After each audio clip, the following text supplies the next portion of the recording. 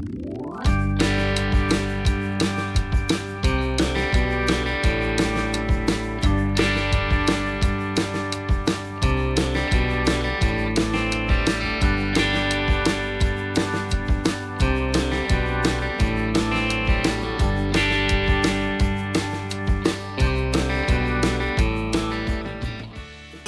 когда вместе с нами друзья. День очень теплый, день очень светлый. День, когда в сборе большая семья. Танцуй вместе с нами, прыгай и пой. Ведь сегодня у нас праздник большой. Ура! Ребят, все поднимаем ручки вверх, помашем нам. Давайте, кто громче скажет привет. Привет!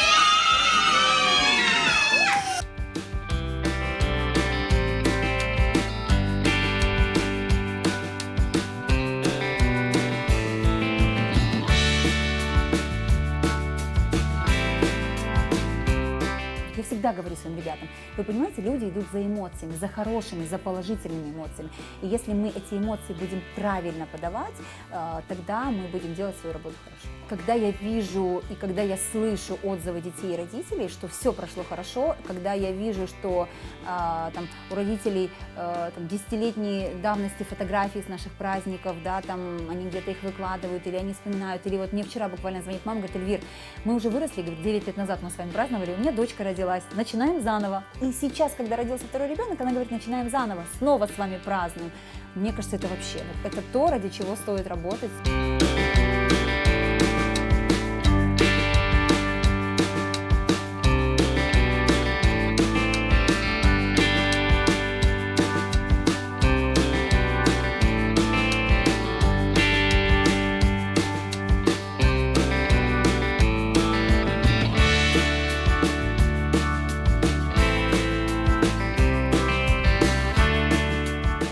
Я занималась различными мероприятиями городского уровня, я вела мероприятия, там, например, там, День Победы, да, то есть на площади какие-то мероприятия, и как ведущая, и как организатор мероприятий.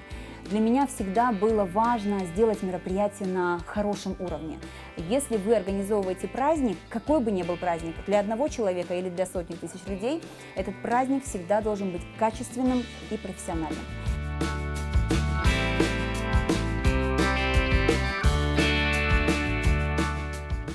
Я увидела сон, когда я стою на сцене, на какой-то огромной сцене, и голос свыше, как это так звучит, конечно, да, голос свыше мне говорит: Эльвир, я хочу, чтобы ты делала детские праздники. Ну, серьезно, вот такая вот история. Я не знаю, кто это был, может быть, это моя фантазия. И я приняла решение, а я буду пробовать сама. Почему бы и нет? Я же умею организовывать другие праздники. И у одной из моих сотрудниц, друзей, у дочки был день рождения в саду. Я говорю: Светлана, а можно, пожалуйста, я попробую сделать праздник в саду?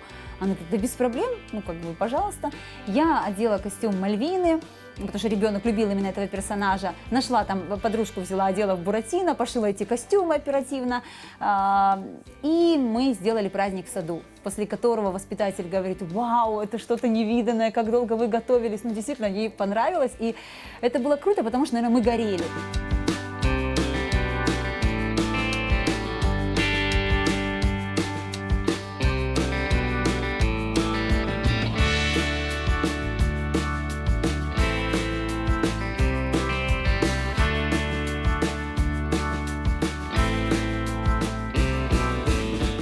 Сотрудник в нашей сфере – это вообще ценнейший человек. Чтобы стать хорошим аниматором, хорошим, подчеркну, грамотным, профессиональным, понимающим любую категорию детей, на это уходят годы. На сегодняшний день у нас в «Поле чудес» более 150 персонажей. Что касается того, как вообще мы их готовим, да, как нам приходит в голову, какие герои у нас появляются, у нас есть правило, у нас выходит 3 праздника в месяц, 3 новых образов, да, скажем так, 3 новых темы. И вот так за год у нас копится достаточно большое количество персонажей.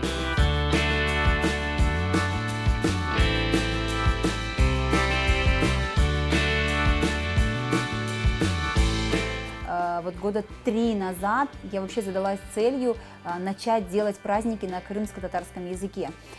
но мы столкнулись с тем, что дети нас, многие не понимали, к моему большому сожалению. Не все дети понимают язык. Вот это для меня такая боль небольшая, да, мне бы, конечно, очень хотелось, чтобы как минимум элементарные слова, приветствия, там, какие-то такие вот важные моменты, которые должны знать наши дети, они знали.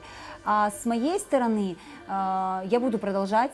Uzun boylu zürafenin belleri yarıştıra, yanağında, burnu kulağında, тірсегінде, құрсағында. Yerinde olan. Идем дальше, машаллах!